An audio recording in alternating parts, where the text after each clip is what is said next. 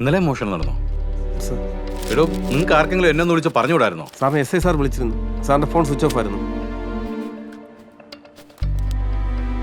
ഓ, മോഷണ കേസിൽ പരാതി വല്ലതും തന്നോ? ഫോണിൽ വിളിച്ചാണ് പറഞ്ഞത്. Hello sir, good morning sir. Sorry sir, phone complaint ആയിപ്പോയി. ഞാൻ അറിഞ്ഞു സാർ. ഇപ്പം തന്നെ ഇറങ്ങാം സാർ. ഓക്കെ സാർ, ഞാൻ അപ്ഡേറ്റ് ചെയ്യാം.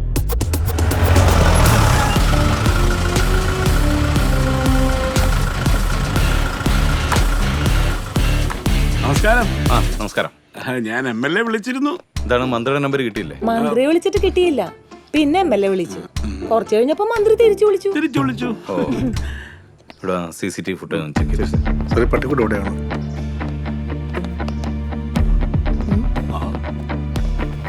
സാറേ, സാറേ, എന്റെ നെയ്മറും മെസ്സി ഇതുവരെ ഉണർന്നിട്ടില്ല. ഇതൊക്കെ സെർവൻസാ?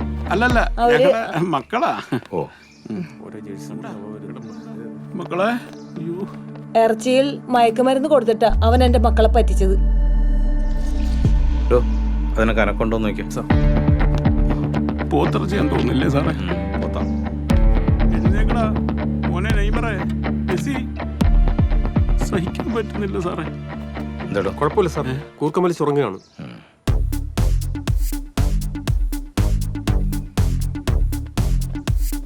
നോക്കിയടോ? നോക്കി സാർ. രാത്രി 10 മണി മുതൽ വെളുപ്പിന് 1 മണി വരെ ക്യാമറ ഒന്നും വർക്ക് ചെയ്തിട്ടില്ല സാർ. അവന്മാര് CCTVയിൽ എന്തോ പണി ഒപ്പിച്ചിട്ടുണ്ടാവും സാർ. അവർ എങ്ങനെ അകത്ത് കയറുന്ന അറിയില്ല. ജനൽ പൊളിച്ചിട്ടുമില്ല, വാതിലൊന്നും പൊടിച്ചിട്ടുമില്ല. ഇന്നലെ രാത്രി നിങ്ങൾ എത്ര മണിക്കാ കിടന്നേ? ഒരു 10 മണിയായി കാണും. മദ്യപിക്കാറുണ്ടോ? അത്താഴത്തിന് മുമ്പ് ചെറുത് 2 രണ്ടുപേർക്കുണ്ടോ ശീലം? അവള് വൈനടിച്ച ഫിറ്റായി പോവും.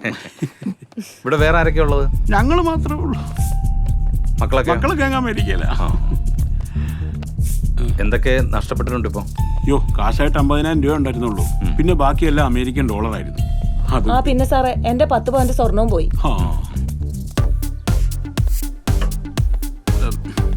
സാറേ, അവനൊരു പ്രത്യേകതരം കള്ളനാണെന്ന് തോന്നുന്നു. അത് നിങ്ങൾക്ക് എങ്ങനെ അറിയാം?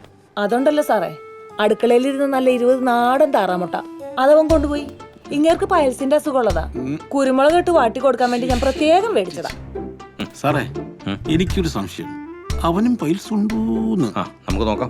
പിന്നെ സാറേ, അടുക്കളയുടെ പിന്നാമ്പുറത്തിരുന്ന 2 നാടൻ ഏത്തക്കൊല അതും അവൻ കൊണ്ടുപോയി. കാശും സ്വർണ്ണം അല്ലാതെ നാടൻ താറാമുട്ട, നാടൻ കൊല മോഷണം പോയി അല്ലേ? വേറെന്തെങ്കിലും മോഷണം പോയോ? നാടൻ പോയി സാറേ. എന്താ? ബാബു വാറ്റിക്കൊണ്ട് വന്നല്ല, അസല് വാറ്റ് കൊണ്ടുപോയി സാറേ. അതിന് 2 കുപ്പി. അതും അവൻ അടിച്ചോണ്ടു പോയി. തൊട്ടപ്പുറത്ത് സ്കോച്ച് ഉണ്ടായിരുന്നു, അതവൻ തൊട്ടിട്ടില്ല. അത് കൊണ്ടുപോയാലും എനിക്ക് വിഷമമില്ലായിരുന്നു സാറേ. സ്കോച്ച് നാടനല്ലല്ലോ, അതുകൊണ്ടായിരിക്കും. ആയിരിക്കും. ഈ വാറ്റുകാരന്റെ പേരെന്താന്ന് പറഞ്ഞേ? ബാബു. അയ്യോ, അവൻ വാറ്റുകാരനല്ല, അവൻ നമ്മുടെ സെക്യൂരിറ്റിയാ.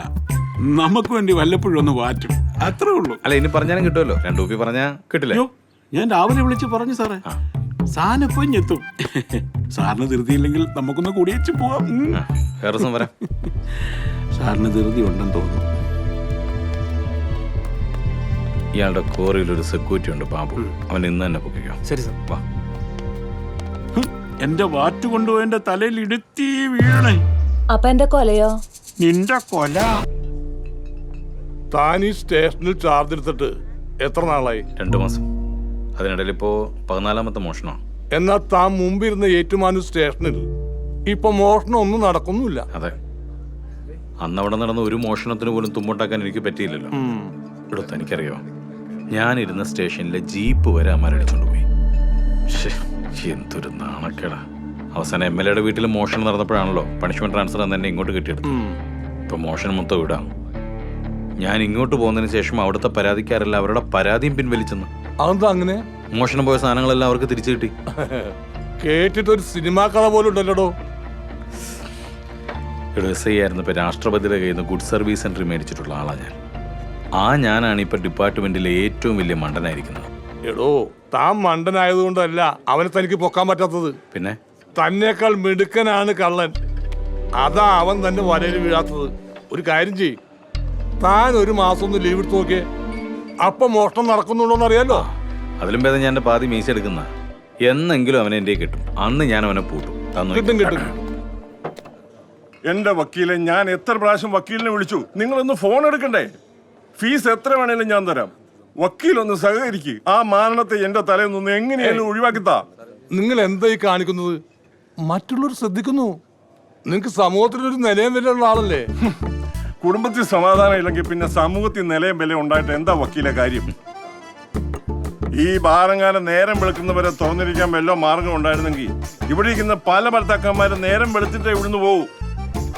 വീട്ടിൽ ചെന്ന് അവളുമാരുടെ തിരുമോന്ത കാണേണ്ട കാര്യമില്ലല്ലോ. ദേ വക്കീലെ, ഒരു കാര്യം ഞാൻ തുറന്നു പറയാം.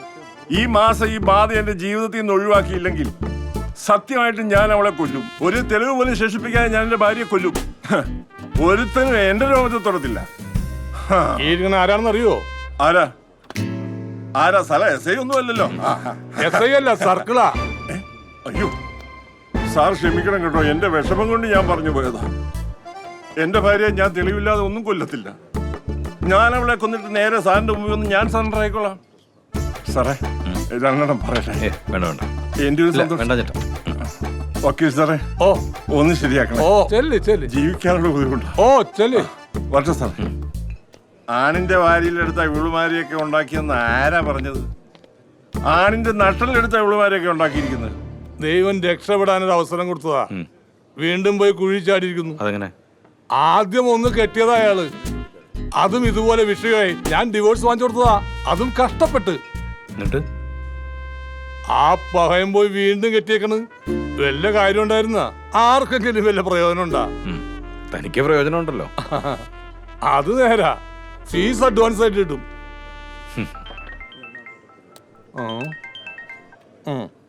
എന്താണ് ഫോൺ എടുക്കുന്നില്ലേ? താൻ ഫോൺ എടുക്ക്. അത് സണ്ണിയാണ്. ഏത് സണ്ണി? അയ് നമ്മുടെ ദുബായ്ക്കാരൻ സണ്ണിയില്ലേ? ആ നമ്മുടെ സണ്ണി. അയാളെന്നെത്തി. എന്നിട്ടാണോ താൻ ഫോൺ എടുക്കാത്തത്? ഫോൺ എടുത്താലൊന്നും സംസാരം തീരില്ല. അത് മറ്റൊരു വിഷയോ. താൻ കഴിക്ക്. എന്താണ്? അതും ദാമ്പത്യമാണോ പ്രശ്നം? പിന്നല്ലാതെ കുടുംബക്കോടതി വക്കീലിന്റെ അടുത്ത് കൊലക്കേസ് വരുമോ? അതുപോട്ടെ. ഇവിടെ ആ കള്ളനെ പോകാൻ എന്താണ് ഒരു വഴി? എനിക്ക് തോന്നുന്നത് തനിക്കിട്ട് ആരോ പണിയുന്നുണ്ടെന്നാണ്.